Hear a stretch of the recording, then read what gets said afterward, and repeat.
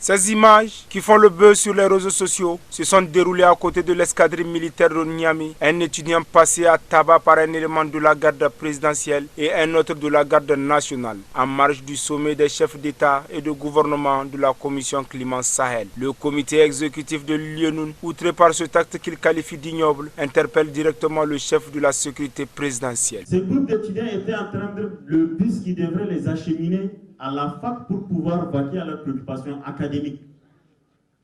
Et un agent de sécurité leur a intimé l'ordre de dégager. Ils l'ont tabassé avec le bâton de maintien de l'ordre que la police, avec lequel la police est équipée, et avec l'arme, notamment la Kalachnikov qui était dans sa main. Et ses camarades s'est retrouvé avec des séquelles graves. Hier, après l'infirmerie du campus, il était évacué à l'hôpital national. Après l'hôpital national, on l'a amené à la clinique pour lui faire des radios. Il a fait au total 3 radios parce qu'il a eu de sérieux problèmes au rein et à l'épaule. Il faut que le chef de la sécurité présidentielle, à qui nous tenons à rappeler que Niamey, c'est la capitale du Niger, en dehors du palais présidentiel, il y a la population qui vit dedans. Donc, quand vous accueillez vos invités, même si c'est pour vous amuser, il faut savoir que le blocage que vous faites contre les citoyens les empêche de travailler pour la République qui vous a recueilli, pour que vous travaillez pour elle. Vous bloquez la route pendant des heures.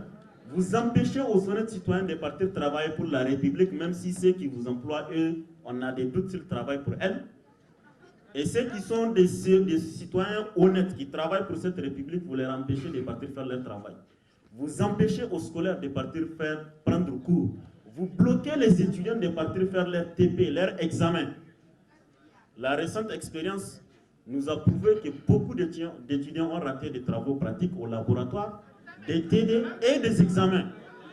Vous allez nous dire si la présidence va instruire l'université pour reprendre les examens à ces étudiants qui ont raté le cours parce que le premier tour de bus qui a l'habitude de venir à 6h50 a atterri à l'université à 9h.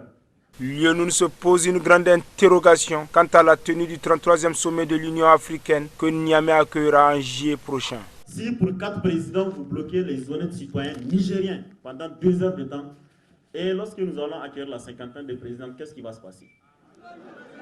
Nous allons donner une solution très simple au chef de la sécurité présidentielle et au président de la République. Si vous savez que vous allez nous empêcher de partir à la fac et à l'école et au travail, quand vous